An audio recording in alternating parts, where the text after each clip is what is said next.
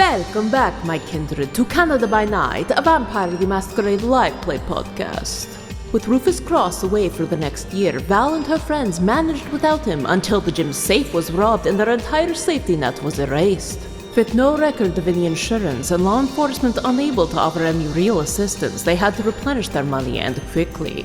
Jack reminded them about the brawl that Cross had forbidden them from even mentioning, and when they discovered there was a $100,000 prize to be won, they ultimately decided it was their best chance at saving the gym. Has their physical and mental conditioning prepared them for the fight ahead? Find out now as you return to the world of darkness. Val, you are driving your friends, your roommates, your arguable family of new origin to the Brawl for It All, an underground fight experience. You have all passed your medical tests. You have all given blood. You have all weighed in. You are going to this event. When you arrive on site, you are at a massive house, a property, an estate nearly at the edge of Calgary. You have to drive through a gate. You have to drive past the trees. You make your way up to this massive multi-storied mansion. And you see that there are some other cars parked out front, all very elaborate, all very expensive. And you see a much cheaper vehicle as someone steps out of it and is welcomed inside after they speak with a butler / host and are handed off to a steward. Their cheaper vehicle is taken away by valet. Okay. You are driving up in Charger. Yep. Your Charger. It's true. Blue Charger. You make your way to the front. Is there anything you would say to anyone as you're about to get out of the car? Are there any last minute things you'd want to say to the group? You've seen that you and Robin, tonally, are completely ready for this. Jack and John are both very apprehensive and quiet, but everyone is here. Okay, everybody. We don't know what's going to be in there, so if anything goes wrong or whatever, we can pick a place to meet up, and if we have to bail, we can bail. But I know we're here to do our best and get that money. This is going to work. One of us is coming out of there with the money, so we're all going to take care of each other. Yeah, we're all going to take care of each other, right? Right, John? Yeah, we're all going to take care of each other. Yeah. Okay. Right, Jack? Yeah. I don't know how, but we're going to do it. Right. We all got each other's backs. We're doing this for the gem from Mr. Cross. Yeah, for Boss Cross. Right. And the Charger pulls up. Then you all climb out. There is a valet waiting to take your keys. Val. Yeah. Val doesn't feel good about this. I think she was expecting something more grungy and the basement or low key. And I think this big place and the amount of people, huge crowds of people, still freak Val out for the most part. Yeah, you're seeing a number of empty vehicles. There are 12 or 15 at first glance. You're not exactly sure with the way that they are parked, some of them in shadow and kind of interlocking with each other. You are just seeing the staff at the front of this house that are welcoming in. There's one person at the door in a tuxedo-style suit, that weird intercut of suit between tuxedo and something more businesslike, and the valet themselves. The person at the top of these steps leading into the home has a clipboard that they are making notes on after the previous person who you did not entirely make out made their way inside. Yeah, so Val's just giving up the keys, taking a last glance, looking at the boys and making sure we're, like, with a nod, like we're all on the same page here. Robin nods. Jack nods shakily. Yeah. Yeah, John does too. Okay. The valet takes the vehicle and it pulls away. Charger pulls away to be parked somewhere around the house, moving out of sight. Oh boy. And you all see these stairs and begin to make your way up them. Who is the one to approach the gentleman with the clipboard? Who's leading the group right now? No, Robin will. I saw a little head shake from John here. So, yeah. Hell Robin no. Yeah. Robin, you are leading the group up the stairs towards this gentleman. And he says, and you are?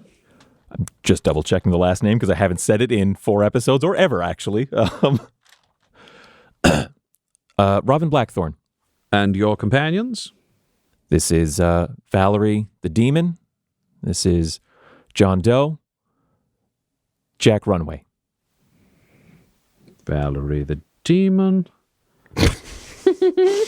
John Doe. Interesting choice. Choice?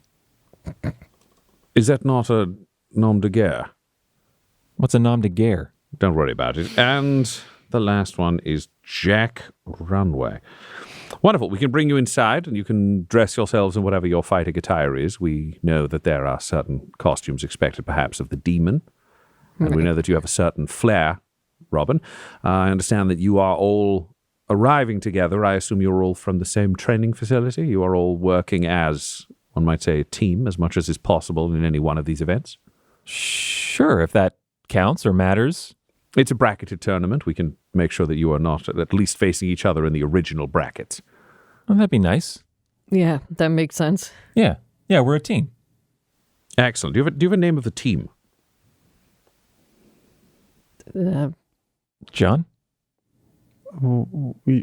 Nope, I got nothing. Don't look at me, guys. I don't. Nope. Mm-mm. We're the We're cross. demons. Right. Yeah. We're the cross demons. Okay, Team Cross Demons. I should have named this. This is so stupid, guys. All right, Team Cross Demons. We'll let you inside if you want to get yourself into whatever get-up. Prepare as much as possible. The fights will be taking place at our, I would say, satellite facility, but more accurately, the arena in the woods.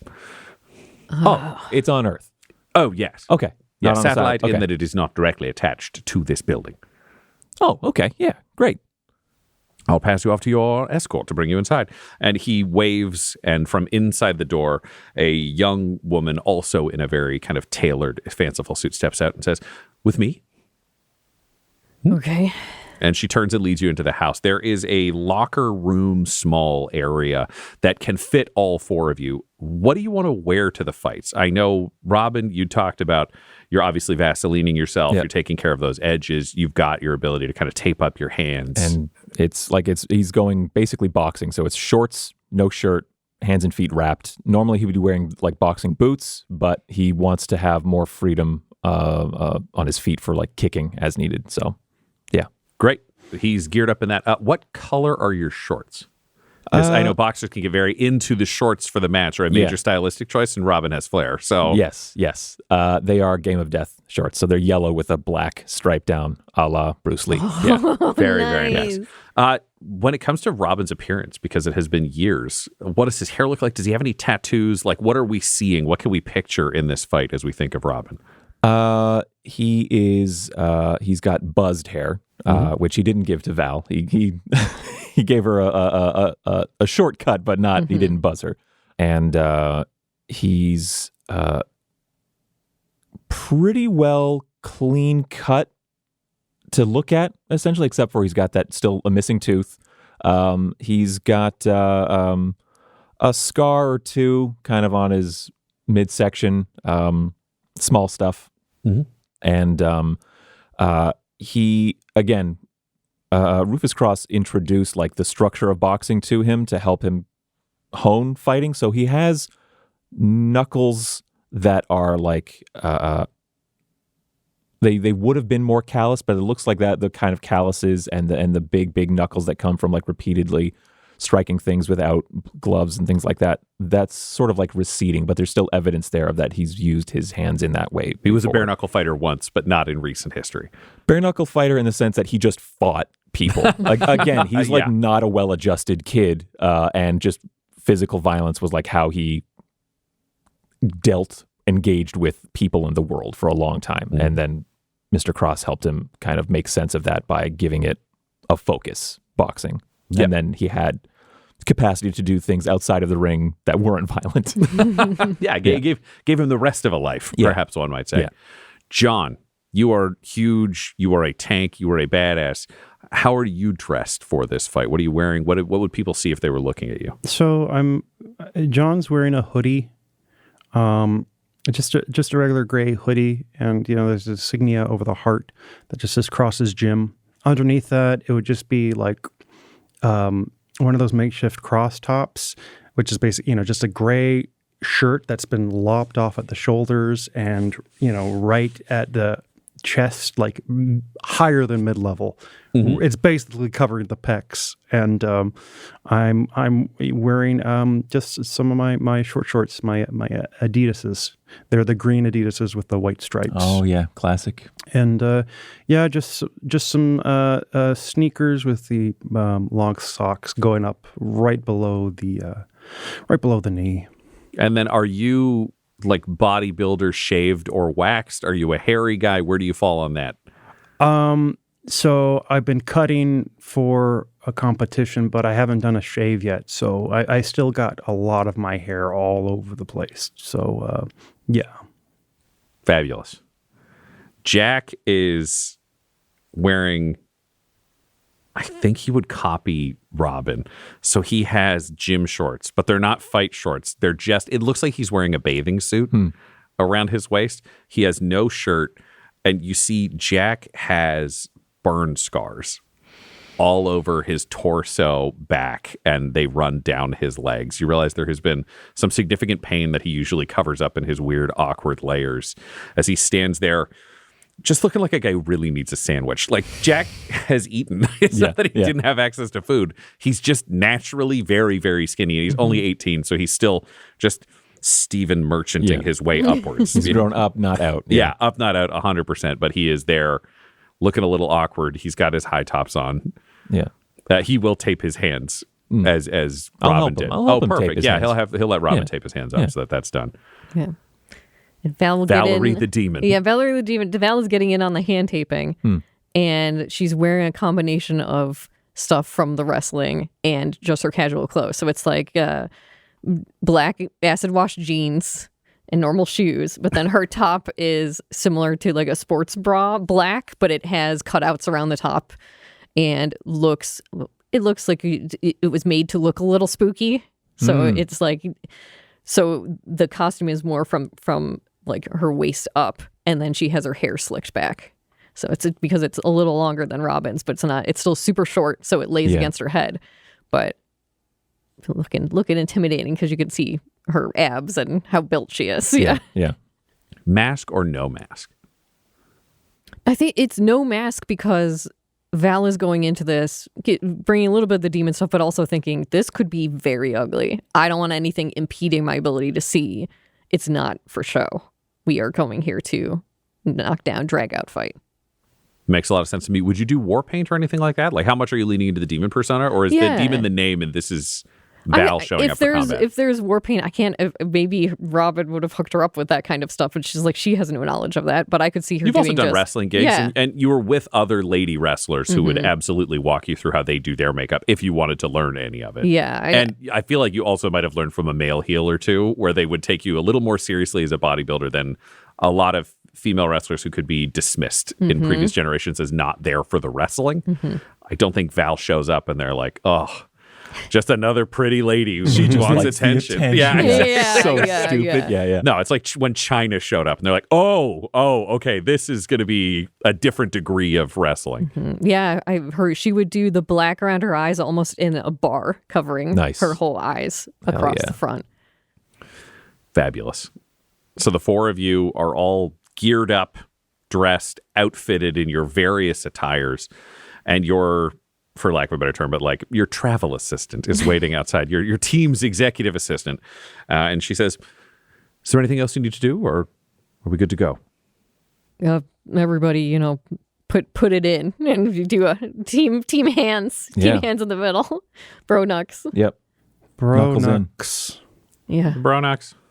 Yeah. Go Cross Demons? Go Cross Demons sounds great. Go Cross Demons. Go Cross Go Demons. Cross Demons. Go Cross Demons. Cross Demons. All right.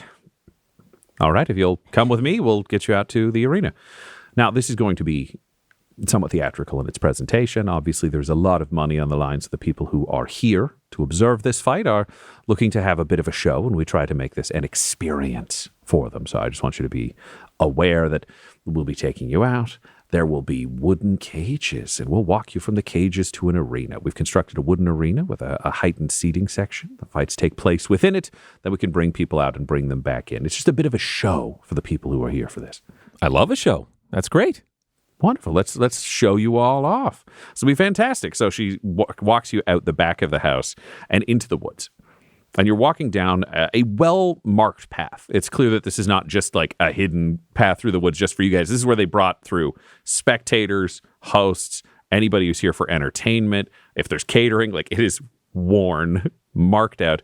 There are, tiki torch style things along the way. You're seeing a lot of kind of fire symbolism. And you find yourselves entering into a large clearing, some of which appears to have been naturally occurring, and it was clearly expanded further as trees had been chopped down and clearly used to build the structure. As you look around, can you all roll me a wits and awareness? So that'll be mental for you and I. Mental for you too, yes, please.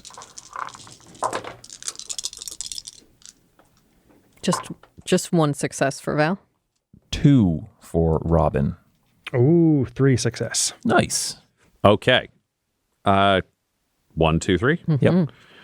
Val, you just see what is immediately in front of you. Robin, you get a taste. You can kind of see a little bit of what's in this area. I think Jonna is the person who is the most paranoid and fatalistic about this. You are also the person who is paying the most attention to the details specifically instead of getting caught up in the visual that's being presented for anybody walking past. Because you're entering through the same entrance that people here to watch the fights would enter through, which means the show has already begun in a sense.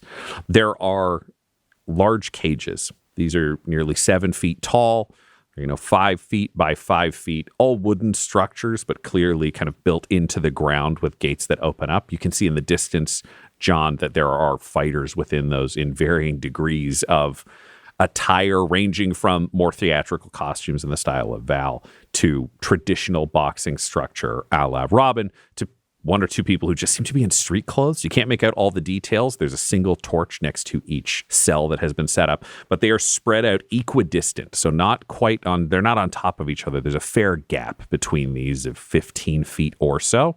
You're not seeing any security on these or anything like that, but there are a couple of figures that are just burlier in that fit, bouncery sense at the very edge of the clearing. So further back, just watching from the outside.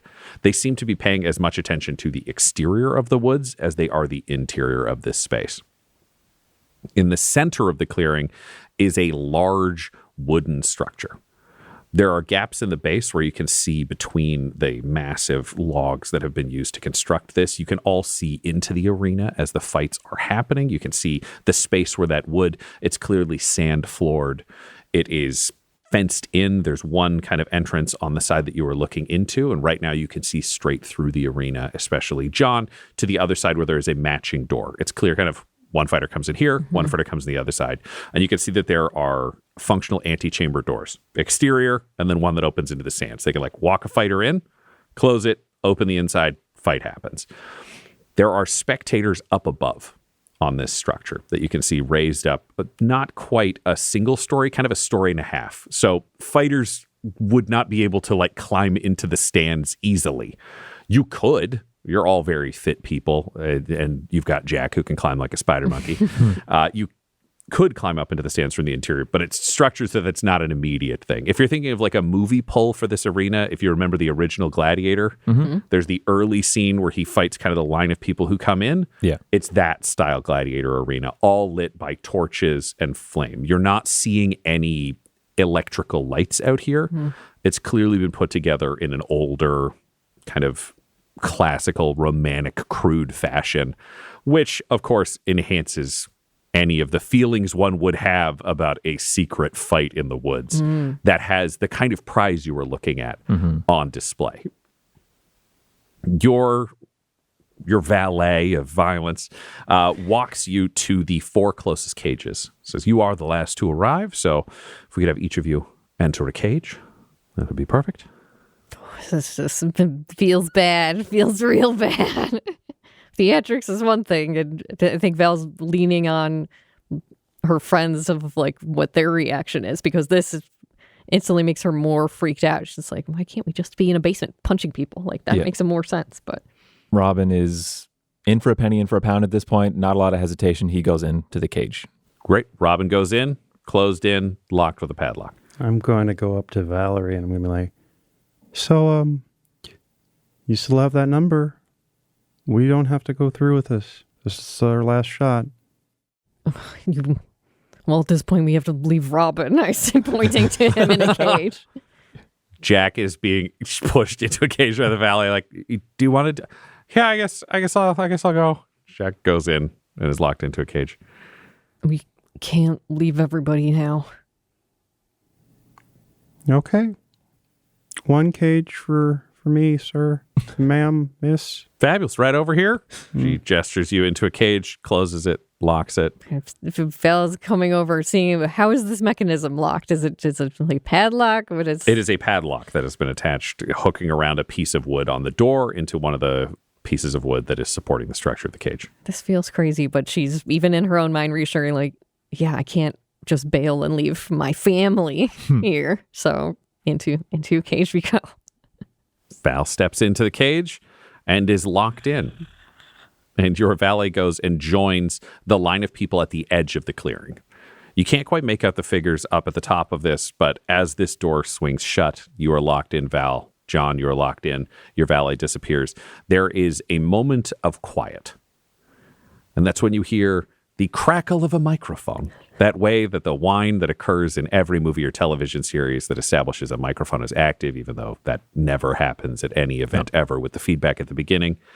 It starts, and you hear a voice as a figure stands on a raised dais slightly higher than the rest of the seating at the top of this arena. So you can see them clearly from even where you are in your cages, and says, "Welcome everyone to the Brawl for It All.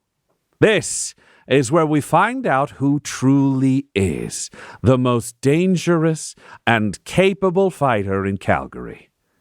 I am, of course, your host, Damon Corthor. We're bringing back champions of this year.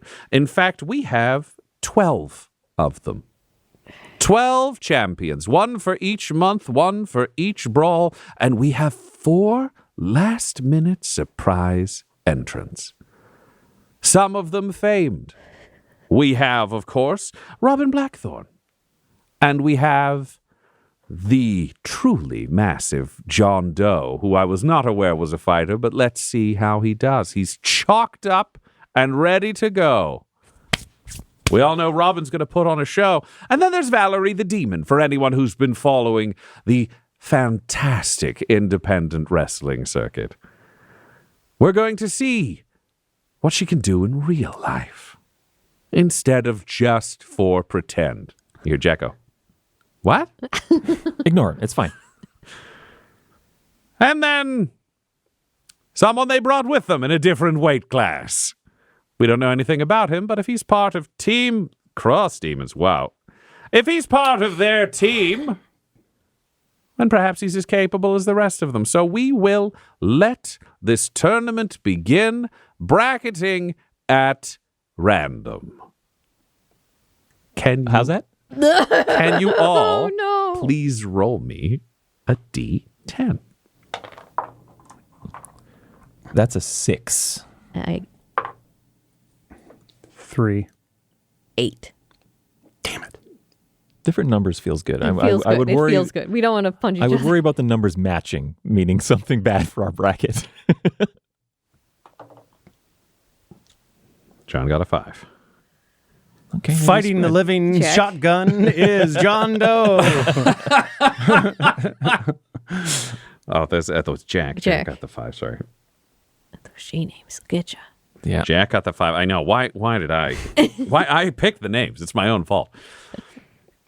None of you are called for the first match. That's good. You hear 2 names called out.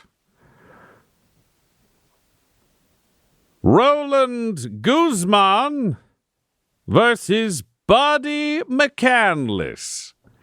Valets instantly step forwards and start unlocking 2 cages. One you can see and one you cannot. They are escorted by 4 of these burly bouncer types who march the fighter that you can see a kind of rangy, ropey, there's a bit of an ex-military vibe that you would spot, Val. Just not quite a Rick, not quite a Maria, not that level of confidence, but the person who flunked out of the program that they exceeded in. This is the vibe. Being marched forwards, and another fighter on the other side stepping forwards who is in a martial arts gi. You're seeing a level of focus, a level of pristineness, but there are tattoos all over this person. Full neck. You're seeing face tats. You're seeing all of this. It feels like someone from prison learned to meditate, and you don't know how long that control stays in place. And tattoos of that kind are a way bigger deal in 85 than they are now. Any tattoo was considered like a problem, and anything visible while you were fully dressed was known as a job killer. You had to earn those as someone getting tattoos, and this person has them. I would also say you are seeing some tats in a style that is familiar to the stuff you saw on your dad. Okay. Some of which was military, but some of which, not that you're seeing the same images, but just there is a level of criminal fraternity here, clearly in those tattoos that stands out otherwise. The two fighters are put into the anterooms. They have a moment, as you can see, bets are being made above with the small number of figures. Can you all roll me a wits and awareness?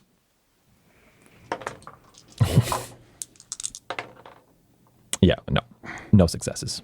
2. 3 successes. Val and John, you managed to spot this. Robin, you were locked in on trying to read the style of fighters that are coming in, because this seems to be a real range of what you might be seeing in terms of combatants. We are dangerously close to an Enter the Dragon situation of all kinds of different fighters in a tournament, and it is working very, very well for Robin. Robin is like, it's real. It can be real too. It doesn't have to be Hollywood stunt fake shit. It can be fucking real. Yes. No downsides to this. He's thrilled. I will say, Val and John, you both recognize that among the people up top, it seems like there are 4 major players. They seem to be the ones actually making wagers, whereas they all have groups of people around them who seem to be either flunkies, hangers-on. It's kind of like going to an event and realizing that you're going into the VIP room and there are 45 people here, and there are 4 celebrities, and those 45 people are just the entourages circling around those the galaxy swirling around the black hole that is the truly important person. So you're seeing the host, Damon Corthal, and then the 3 other figures that seem to be at the cardinal points above. You can't quite make them out, but you're aware that they are there. The bets are locked in. You hear a murmur die down, and Damon Corthal says, "As you all know, there are no rules. This is a fight in its purest form. It goes until it ends, and there can only be one winner. Let's make it happen!" And he rings a bell, and the 2 interior doors open. And this fight begins. Let me see how these fighters do. I'm scared.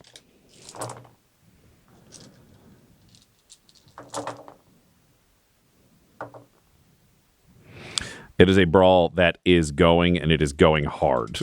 Coming in, it's clear that the Special Forces soldier is leaning into blows and strikes. You're watching him essentially test this martial artist criminal, lashing out with brutal hits. He's coming in ugly. They're all dirty strikes, but they're all at range. He's not trying to actually close the distance, whereas his opponent is moving fluidly, watching him, gauging these blows, suffering some to try to get a grip on him, but it is hard because there's not a lot of clothing, and he ends up with the shoulder strap ripped of his tank top on the military side because the guy couldn't hang onto the clothing. They rolled exactly the same dice. Oh.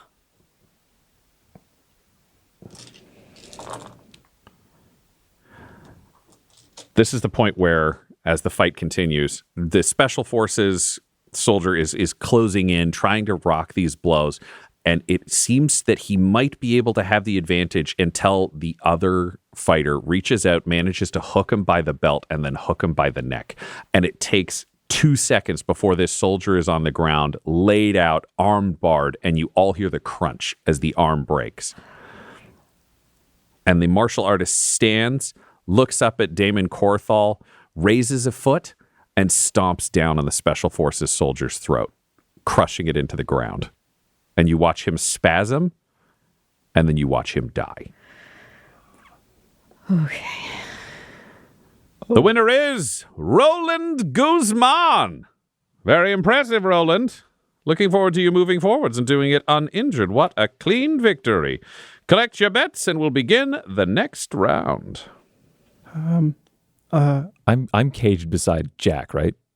Or how far apart are our cages? You are about 10 feet apart. Yeah, okay. I will say the order of cages will be Jack on the furthest right, if you're all looking at the arena, Robin, John, and then Val is the furthest left. Okay. That's like, the fantasy shatters for Robin immediately as someone is murdered. And even it goes back to the conversation he had with Val that one day that she completely blindsided him with such a wild question of, have you ever thought about dying? He's like, no. And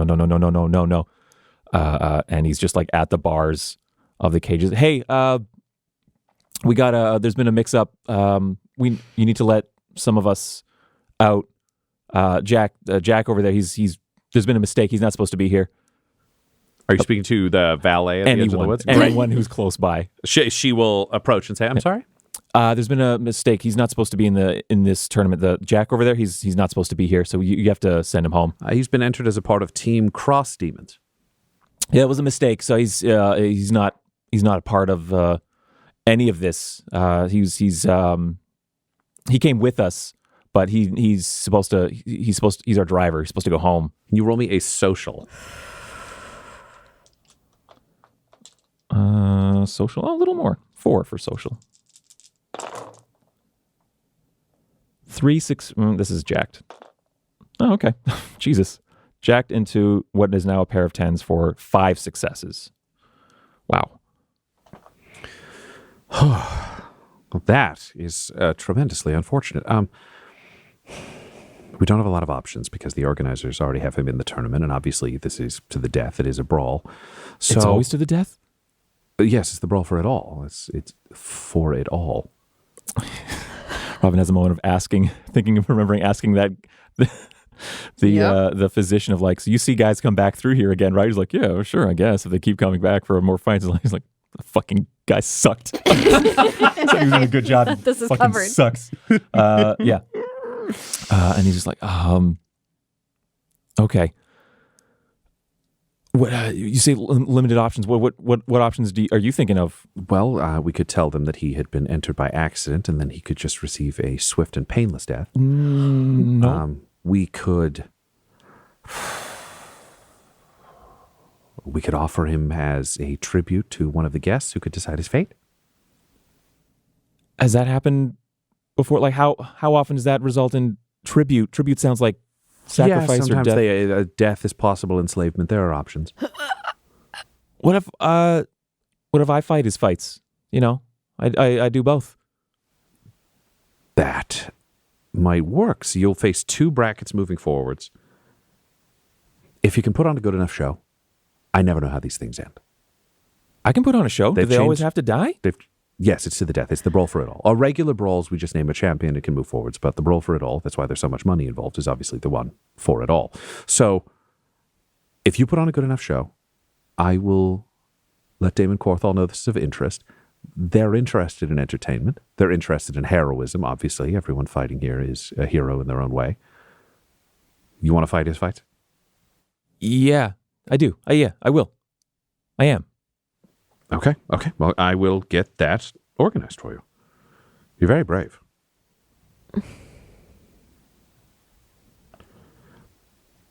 He makes a quick note down. He doesn't say anything to you were very brave. He's no words. All right. I will see that is organized. And she heads over to the central structure, gestures up, passes a note, and makes her way back to the edge of the field. Val, you rolled the highest. Yeah. So you are the next person escorted. As the host of this event, Damon Corthall raises up and says, our next fighters, Valerie the Demon and Joseph Triviani. Well. You're both escorted to the ring and have a moment where you realize you can hear each other's voices through the antechambers. You recognize Joseph Triviani as one of the thieves who mugged you and stole the purse years ago. If it isn't little lady no purse. He remembers you. I always remember a face of a mark. Yeah, why are you not dead yet? Ouch. Hey, don't be like that. You don't have to be rude on the last day you live. You hear a chuckle from up above as you realize these exchanges, these barbs are part of the entertainment. Great. Yeah, keep laughing. It'll be the last time you do. Can you roll me a... That just stole my joke. roll me a, I would say, wits and intimidation. And can you roll me a social? What's my mortal criminal? Oh no, well, yeah, mortal criminal. Yep, a social. Okay. I have a bonus for physical intimidation. Does this count, or is it just this sassing? is just words right now. Sassing. 2. It's an even exchange. You hear the crowd above go, ooh. Ooh, I like the She was bow. riffing off of what I gave her. And the fight. Let's make it happen. And there is a ding. And the doors open into this sand-filled arena where Joseph Triviani, a tough, grizzled, ropey, lean mugger, a street thief, one of the jackals of the modern world, steps out. And Val, you step out to meet him. What's your strategy for fighting Joseph inside this sand-filled arena where blood still stains the ground where the previous fighter died? This is Val is going to try her best to get in close to this guy and stay in close and try to grapple him, get him down into the ground. She's going to try, and is also trying to scope out the middle of this place and how everything looks, because it's like, if this is to the death, we have to all get out of here. We can't kill each other in here. But it's getting close, really just trying to take him down and get him in a position where he can't lash out back at her. Okay, I'm going to get you to do 2 rolls for me. I'd like you to roll me a strength and brawl with your grappling bonus. Okay. We will roll that first because I think the fight is more of a priority to your attention than trying to figure out a way out in the short term. Yes. Okay. Fabulous. Can you roll me that? And Joseph, can you roll me a brawl? That's a physical for me? That'll be a physical, okay. Yeah. I think it also would go under specialty for you, so you can add 2 more dice. You can add 2 more to that. Roll 2 more dice.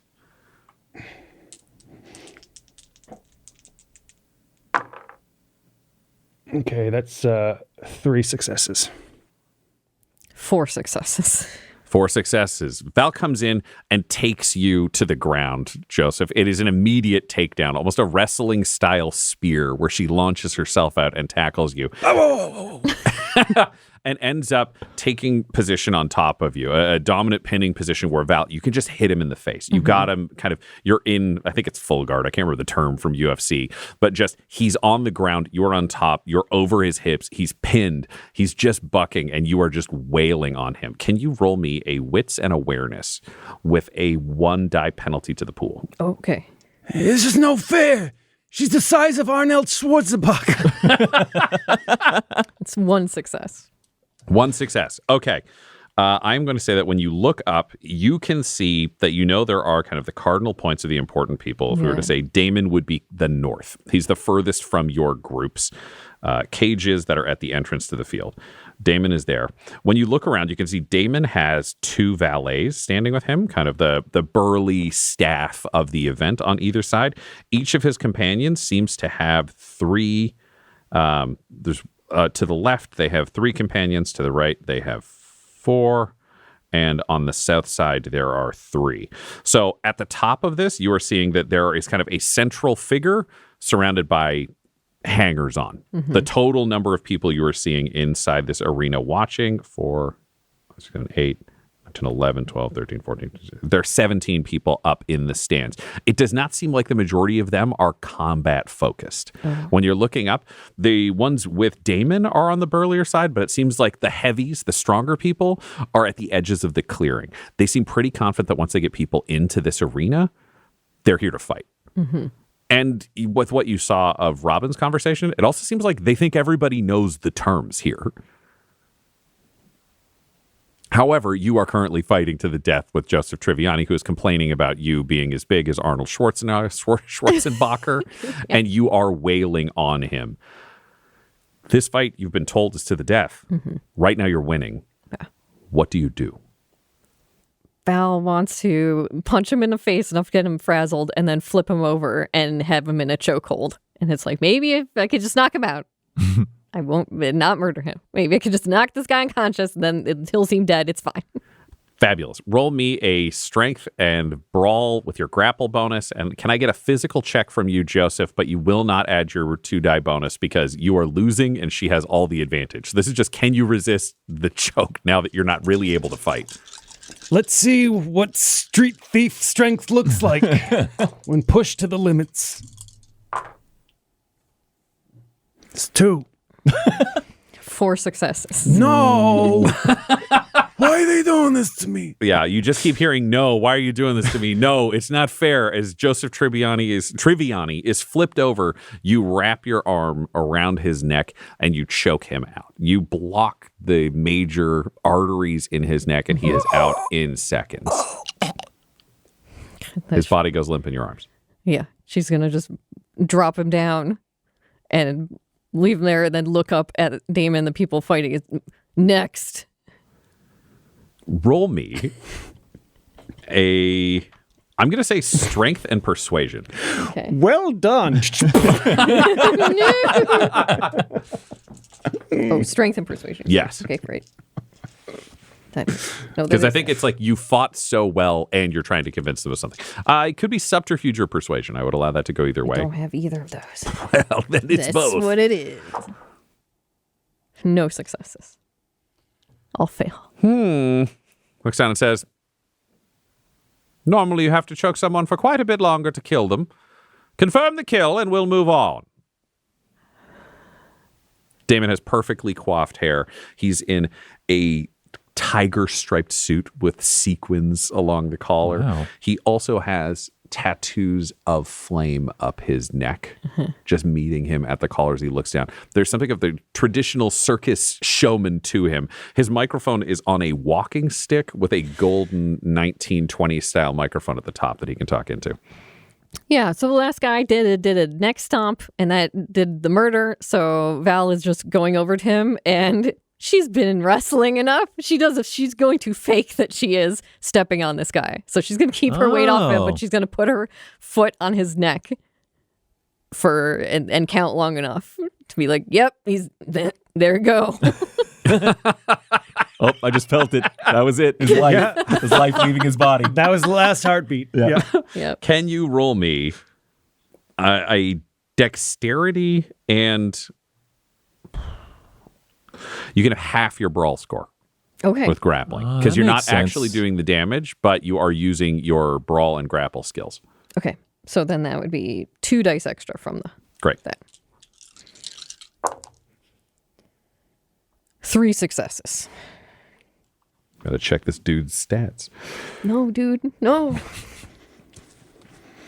He gets an extra die because tiger powers. I don't like that many dice. How many did you get? 3. He looks down and says, an interesting show, but we're here to actually watch him die. No more pretending the demon. We're not wrestling here. We'd like some blood, thank you. Otherwise, you'll be disqualified. I don't think you want that.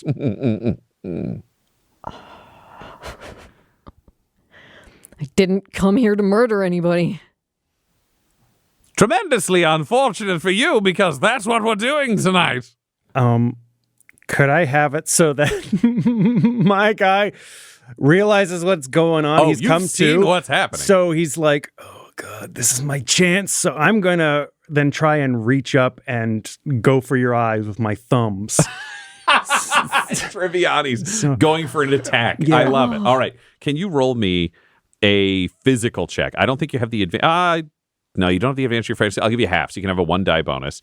And I need a strength and brawl with your grapple bonus because you do have all the advantage, but Okay. he is surprising you enough. Try to show me leniency. He hates I surviving. won't have it. That's 2. It's also 2. It is a tie. He is reaching up and you find yourself wrestling again. You're realizing, Val, you do not want to kill this person, but there is a chance he will slip out of this circumstance if you don't. Yeah.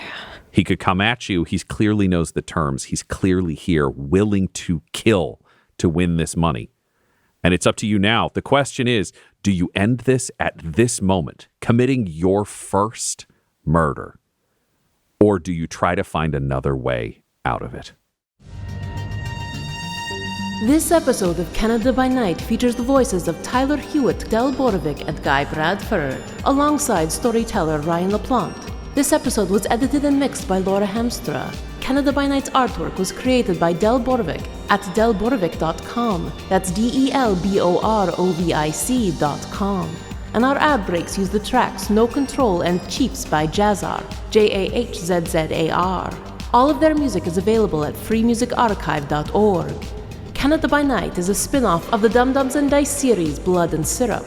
If you want to hear about what happened to Everett before he came to New Haven, look for Blood and Syrup anywhere podcasts can be found. For all things Dum Dums and Dice, including merchandise and how to join our Patreon, you can visit dumdumdice.com or find us on social media at dumdumdice. That's DUMBDICE. Sleep well, my kindred. Sleep well in this world of darkness.